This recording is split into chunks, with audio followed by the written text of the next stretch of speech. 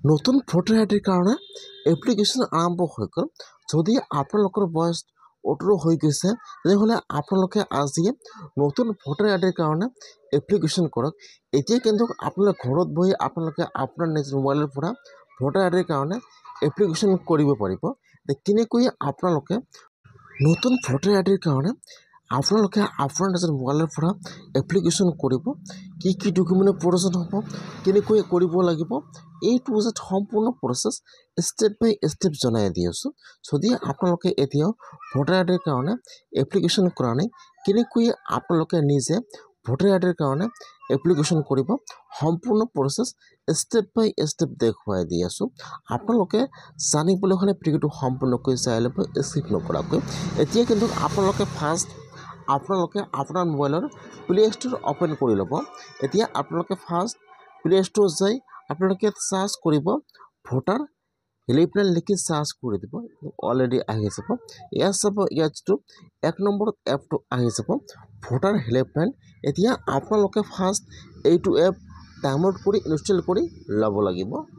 এতিয়া আপোনালোকে first play store যাই আপোনালোকে ফাৰ্ষ্ট ভোটাৰ হেল্পলাইন এপটো ডাউনলোড কৰি ইনষ্টল কৰি লৈ ল'ব। ইয়াত চাব, এতিয়া আপোনাৰ ওচৰত কিন্তু এপটো অ'পেন হৈ যাব। এতিয়া কিন্তু আপোনালোকে ফাৰ্ষ্ট এপটো ৰেজিষ্টাৰ কৰিব লাগিব। কেনেকৈ কৰিব দেখুৱাই দি আছোঁ। অ'পনত ক্লিক কৰিব।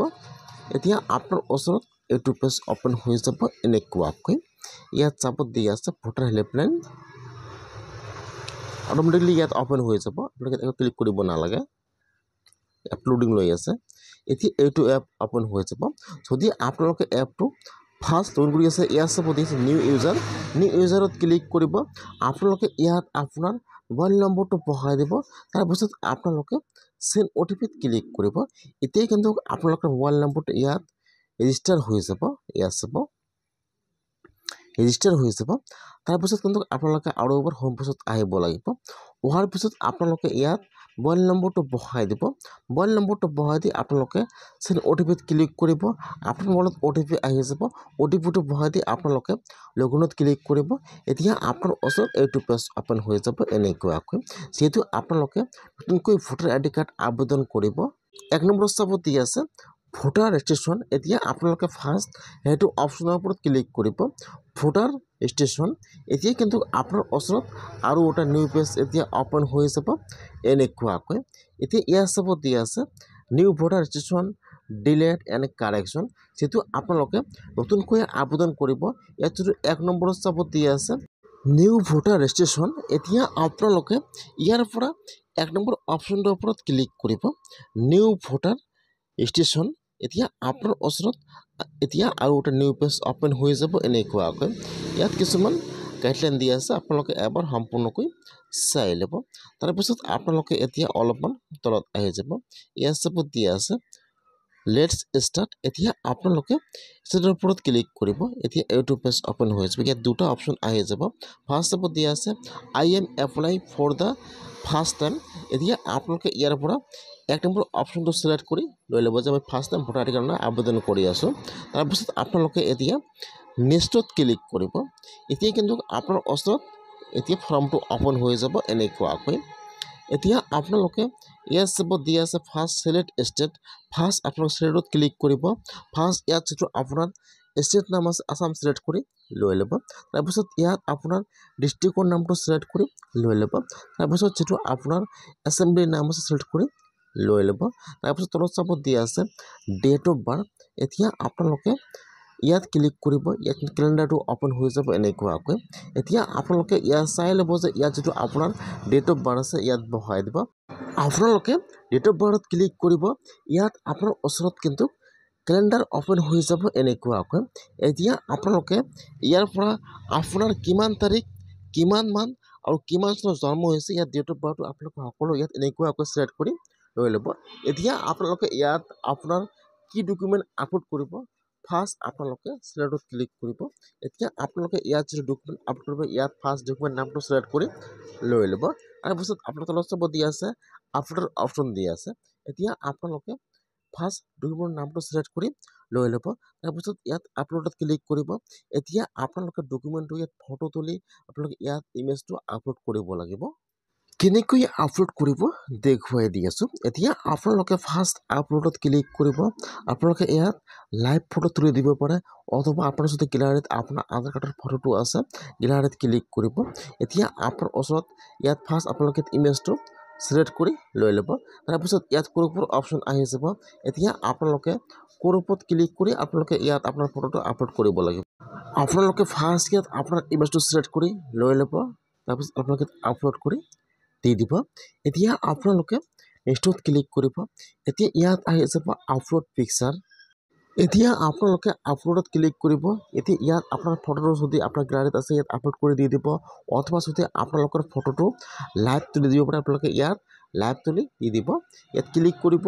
কেমেৰাত যাব ইয়াত আপোনালোকৰ এটা এনেকুৱাকৈ ফটো তুলিব তাৰপিছত আপোনালোকে ক্ৰপ কৰি ইয়াত আপোনাৰ ফটোটো লগে লগে আপোনালোকে আপলোড কৰি দি দিব এতিয়া কিন্তু আপোনাৰ ফটোটো আপলোড হৈ যাব তাৰপিছত ইয়াত যেটো আপোনাৰ জেন্ডাৰ আছে ইয়াত আপুনি জেন্ডাৰ সিলেক্ট কৰি লৈ ল'ব তাৰপিছত ইয়াত আহি যাব আপোনাৰ নেম ফাৰ্ষ্ট ইয়াত চাব দি আছে ফাৰ্ষ্ট নাম আৰু লাষ্ট নাম আপোনালোকে ইয়াত আপোনাৰ ফাৰ্ষ্ট নাম বহাই দিব যদি মিডিল নেম আছে ইয়াত আপোনালোকে স্পেচ দি আপোনাৰ মিডিল নেমটো বহাই দিব আৰু যদি আপোনাৰ মিডিল নেম নাই তেনেহ'লে ইয়াত যেটো আপোনাৰ লাষ্ট নাম আছে আপোনাৰ লাষ্ট নামটো বহাই দিব তাৰপিছত যেটো আপোনাৰ আধাৰ কাৰ্ড নম্বৰ আছে ইয়াত আপোনালোকৰ আধাৰ কাৰ্ড নম্বৰটো বহাই দিব ইয়াত চাব যেতিয়া আপোনালোকে ইয়াত আপোনালোকৰ নামটো বহাই দিব যেটো আপোনালোকৰ এছএমএছত নাম হয় কিন্তু অলৰেডি এছএমএছত নামটো আহি যাব ইয়াত চাব ইয়াত আপোনাৰ মোবাইল নম্বৰটো বহাই দিব আৰু ইয়াত যদি আপোনাৰ ইমেইল আইডি আছে দিব নহ'লে নিদিব আৰু যদি আপোনালোকে ফিজিক্যালি ডিসেবল হয় বা আপোনালোকে হ্যান্ডিক্যাপ মানুহ হয় আপোনালোকে টিপ মাৰ্ক দিব পাৰে আৰু যদি আপোনালোকে হ্যান্ডিক্যাপ মানুহ নহ'লে আপোনালোকে টিপ মাৰ্ক দিব নালাগে তেতিয়া আপোনালোকে ইয়াত আপোনাৰ নামটো লিখিব কিন্তু আপোনালোকৰ এছএমএছ নামটো ইয়াত অলৰেডি আহি যাব এনেকুৱাকৈ ইয়াত আপোনাৰ ফাৰ্ষ্ট নাম বহাই দিব আৰু ইয়াত আপোনাৰ লাষ্ট নাম বহাই দিব তাৰপিছত যেটো আপোনালোকৰ আধাৰ কাৰ্ড নম্বৰ আছে ইয়াত আপোনাৰ আধাৰ কাৰ্ড নম্বৰটো বহাই দিব তাৰপিছত আপোনালোকৰ ইয়াত আপোনাৰ আধাৰ কাৰ্ড নম্বৰটো বহাই দিব তাৰপিছত ইয়াত যেটো আপোনাৰ মোবাইল নম্বৰ আছে ইয়াত আপোনাৰ মোবাইল নম্বৰটো বহাই দিব আৰু যদি ইমেইল আইডি আছে ইয়াত আপোনাৰ ইমেইল আইডি বহাই দিব নহ'লে আপোনালোকে নিদিব ইয়াত আপোনালোকে সকলোবোৰ ভালকৈ বহাই দিব এতিয়া আপোনালোকে সকলো বহাই দি আপোনালোকে এতিয়া নেক্সটত ক্লিক কৰিব যেতিয়া আপোনালোকে নেক্সটত ক্লিক কৰিব এতিয়া কিন্তু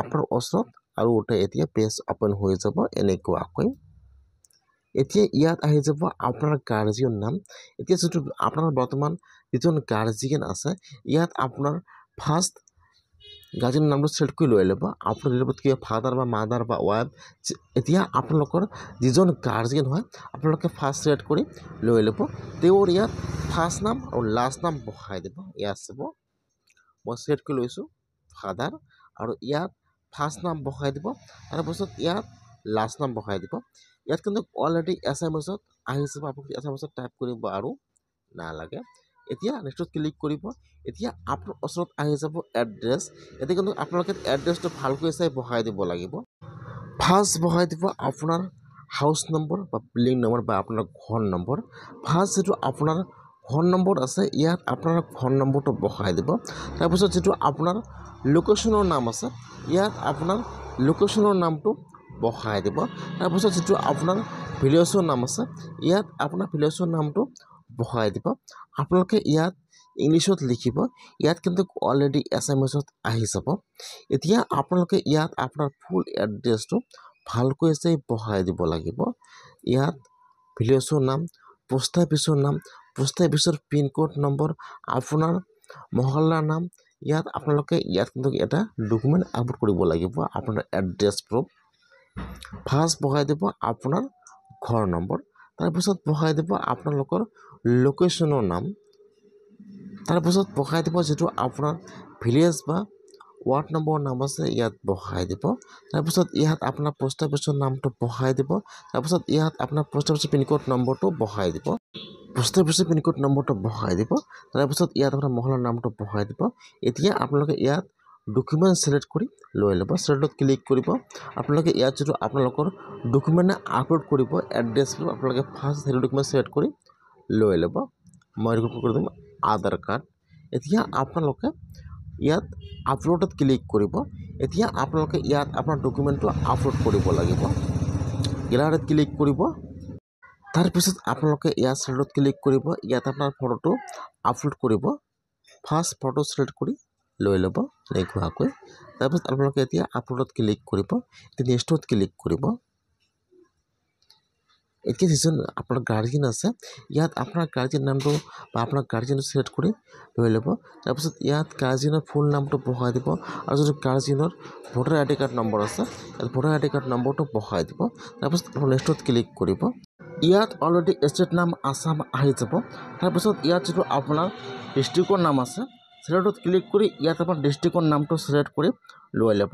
তাৰপিছত যিটো আপোনালোকৰ ভিলেজৰ নাম আছে আপোনালোকে ইয়াত আপোনাৰ ভিলেজৰ নামটো বহাই দিব। তাৰপিছত ইয়াত আপোনাৰ চনটো বহাই দিব যে আপোনাৰ কিমান চনৰ পৰা এইটো গাঁৱত ৰখি আছে আপোনালোকে ইয়াত চনটো বহাই দিব। তাৰপিছত অলপমান তলত আহি যাব। ইয়াত আপোনালোকৰ ইয়াত অলৰেডি ডেটটো আহি যাব। আপোনালোকে ইয়াত ডেটটো বহাই দিব নালাগে। অলপমান তলত আহি যাব। এতিয়া ইয়াত চাব দিয়া আছে ডান। এতিয়া আপোনালোকে সকলো ভালকৈ চাই বহাই দি ডানত ক্লিক কৰিব। এতিয়া কিন্তু আপোনাৰ ওচৰত আহি যাব আপোনাৰ নামটো আহি যাব। ইয়াত যিটো আপোনাৰ প্লেচৰ নাম আছে প্লেচৰ নামটো বহাই দিব। তাৰপিছত আপোনালোকে ডানত ক্লিক কৰিব।